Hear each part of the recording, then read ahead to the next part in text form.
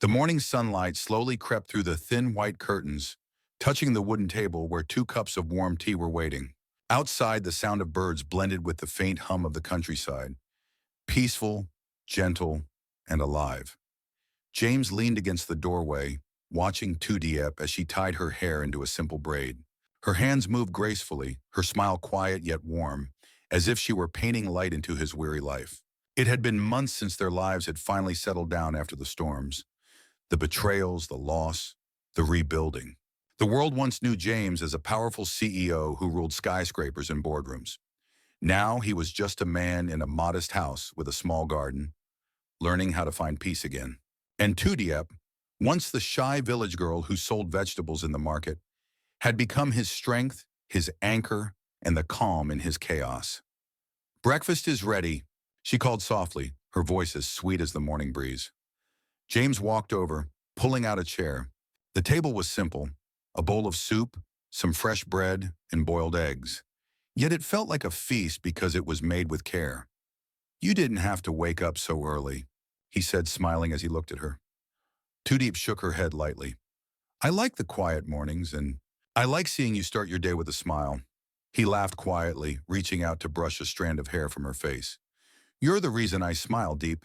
Outside, the small garden was coming to life. Rows of green vegetables sparkled with morning dew. James had planted them himself, though clumsily at first. He used to handle contracts worth millions, but planting seeds and waiting for them to grow, that was a different kind of challenge. Tu Diep had taught him patience. Love, like the soil, needed care. It wasn't magic, it was effort. Some days were good, full of laughter and warmth, but other days fatigue would creep in. They argued sometimes over small things, the bills, the house repairs, or his old business habits that still lingered. Yet every evening, no matter how tired they were, they always shared tea by the porch. They had a rule: never sleep angry, never end a day without saying thank you. One night, as they sat watching the stars, Tu Diep leaned her head on his shoulder. "James," she whispered, "do you ever miss your old life?" He was quiet for a moment. The air was still. Then he answered softly, "Sometimes, but only a little, because now I have something money could never buy. Peace and you." Tu Diep smiled. Her eyes glistened under the moonlight. "Peace isn't easy to find, but I think we earned it." James nodded, feeling the truth in her words. Love wasn't something that simply appeared and stayed. It had to be built, brick by brick, word by word, day after day. It meant choosing each other, even when life felt heavy. And as the wind carried the scent of wet earth and flowers through the open window, James looked at Tu Diep and thought, this is it. Love not as a miracle, but as a promise kept every day. The days passed peacefully, yet beneath that quiet rhythm, new challenges slowly began to unfold. James had started rebuilding his small agricultural company from scratch. It wasn't like before. No luxury offices, no grand meetings in tall glass buildings. This time his office was a simple wooden desk in the corner of their home, where papers, teacups, and the scent of soil mixed together. Tu Diep often helped him with small tasks, organizing files, recording orders, and contacting local farmers. She wasn't trained in business, but she was observant and sincere. "James," she said one afternoon, glancing at the paper spread before him, "why don't we buy the crops directly from the villagers instead of going through suppliers? That way they'll earn more, and we'll get better produce." James paused, impressed. "You're learning fast," he said with a smile. "That's actually a great idea." Tu Diep laughed softly. "Maybe one day I'll be your business partner, not just your wife." Her words lingered in his mind long after she left to feed the chickens. He looked out the window, watching her silhouette under the soft sunlight. Simple, graceful, full of quiet strength. That was the kind of love that grew deeper with time, like roots under the earth. But life, as always, had its tests. One afternoon, dark clouds rolled over the mountains, and the rain came down heavily. Their newly built warehouse flooded, damaging the crops they had just stored. Workers rushed around, shouting orders, trying to move sacks of rice and vegetables to higher ground. James's shirt was soaked, his hands muddy as he lifted crate after crate. "James!" Tu Diep cried out, running through the rain. "You'll get sick. Let me help." "Stay inside, Diep," he shouted back, his voice nearly drowned by the storm. "It's too dangerous." But she didn't listen. She grabbed a bucket and began scooping water out of the flooded corner. Lightning flashed, and for a moment, everything was chaos.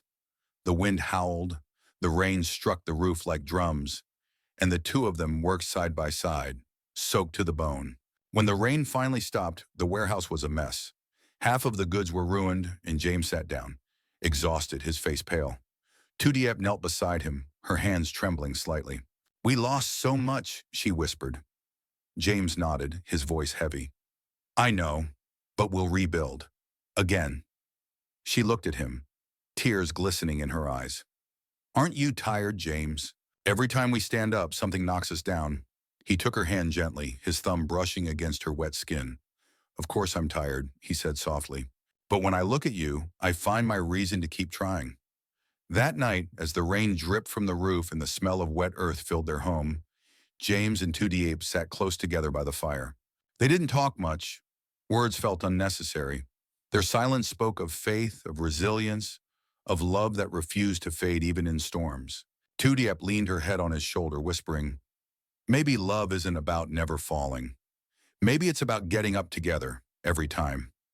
James smiled faintly, pressing a kiss to her forehead. "Exactly," he murmured. "Love isn't a miracle. It's our effort, every day." The next morning, the sunlight returned as if nothing had happened. Dewdrops glistened on the grass, and the smell of rain still lingered in the air. The warehouse was quiet, filled with the sound of dripping water and the faint creak of wooden beams. James stood in the doorway, his eyes scanning the mess. Wet sacks, broken boxes, and mud everywhere. For a long moment, he said nothing. Tu Diep came up behind him, carrying 2 cups of hot tea. "Drink this," she said gently. "It'll warm you up." He turned to her and smiled faintly, his voice low. "I thought last night was the end, but maybe it was just another beginning." Tu Diep nodded. "We've faced worse, haven't we?" Her optimism was contagious. Together, they started cleaning up. James shoveled out the mud while Tu Diep laid out the salvaged goods under the morning sun to dry. Their clothes got dirty again. Their hands ached, but there was laughter between them. Sometimes the most beautiful sound wasn't music. It was the sound of two people working side by side, sharing both burden and hope. By noon, the workers had returned. Some had feared losing their jobs after the flood, but when they saw James and Tu Diep working together, uncomplaining, something in them shifted. "If the boss doesn't give up," one worker said, "why should we?" They spent the whole day cleaning and repairing. Tu Diep cooked rice and soup for everyone, her voice soft but strong as she encouraged the team. Even the small gestures, her handing out bowls, James thanking each worker by name, became moments of quiet leadership. Late in the evening, as the last bit of sunlight faded over the hills, the warehouse looked different. Not perfect, not new, but alive again. The floor was swept, the remaining goods were stacked neatly, and a sense of calm settled over the place. Tu Diep leaned against the doorframe, her hair slightly messy, her face tired but glowing. "It's not as bad as I thought," she said with a smile. James walked over and wrapped his arm around her shoulders. "It's because of you," he said. "You never stop believing." She looked up at him, her eyes shining. "I believe because you keep standing up, because we're not fighting alone." He touched her cheek, his voice gentle but steady. "You know, Deep, before I met you, I thought love was something magical, something that just happened, like lightning. But now I know, love isn't magic. It's work, it's patience.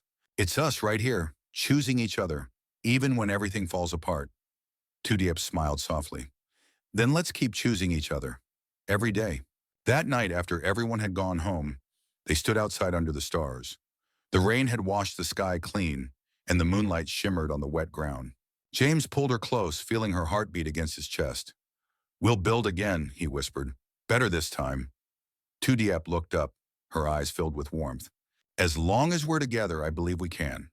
And in that quiet moment, surrounded by the scent of rain, the sound of crickets, and the faint rustle of the trees, they both knew. Love didn't need to be perfect. It just needed to be real. Weeks passed, and little by little things began to bloom again. The sun shone brighter, not only over the fields but in the hearts of everyone around James and Tu Diep. Their business, once flooded and nearly ruined, started to recover. Orders came back, new clients appeared, and even the workers seemed more united than before. What had once been a tragedy became a story of perseverance, a reminder that strength grows from love, not from wealth. One morning, Tu Diep was standing by the garden, watering the small patch of flowers she had planted after the storm. The air was fresh, carrying the scent of jasmine. James stepped outside, holding a small envelope. His smile was calm, the kind that carried peace instead of pride. "What's that?" Tu Diep asked, wiping her hands on her apron. He handed her the envelope. "A contract from our new partner. They saw how we managed the crisis. They said they wanted to work with people who don't give up." Tu Diep's eyes sparkled with tears. "After all we went through, it feels unreal." James smiled softly. "It's not a miracle, Diep. It's what happens when you believe, even when no one else does." At that moment, a small voice came from the gate. "Mom! Dad!" It was Nye, her laughter ringing like a bell in the morning air. The little girl ran toward them, her tiny feet kicking up dust, her eyes glowing with excitement. Tu Diep bent down and hugged her tightly, tears spilling over her cheeks. James knelt beside them, wrapping both in his arms. "Welcome home, my little sunshine," James whispered. Nye looked up and grinned. "Are we all together now?" James and Tu Diep exchanged a glance, the kind of look that carried 1,000 unspoken promises. "Yes," Tu Diep said, her voice trembling. "From now on, always together." They spent the afternoon as a family, sharing a meal, laughing under the shade of the old tamarind tree. The workers who passed by waved and smiled, happy to see the family that had fought through so much now smiling again. As the sun began to set, James watched Tu Diep and Nye chase each other across the yard. Their laughter echoed through the fields, and he felt something deep inside him shift, a calm, full happiness. He realized that love was not about grand gestures or perfect days. It was about waking up every morning and choosing to try again. It was about forgiving, about holding on when storms came, and about believing in the quiet strength of two hearts beating together. Tu Diep came up to him, her hair blowing gently in the evening wind. "You're thinking again," she teased. He smiled and took her hand. "Just about how lucky I am. To have you, to have her, to have this life." She leaned her head on his shoulder. "We built it together, James. Every laugh, every tear, it was worth it." The horizon turned golden, painting the world in soft light. The storm that once tore their lives apart now felt like a distant memory, one that only made their love stronger. And as the last rays of sunlight faded, James whispered quietly, "Love isn't a miracle, Deep. It's a choice we make, every single day." Tu Diep smiled, her voice barely a whisper. "Then let's keep choosing each other, forever." They stood there, the three of them, hand in hand, hearts full, facing the future not with fear, but with faith. The kind of faith only true love can bring. True love is not built on miracles or perfect days, but on patience, trust, and daily effort. James and Tu Diep showed that even through storms, love can survive when two hearts choose to stay and fight together. Happiness isn't found. It's created one small act of kindness and courage at a time.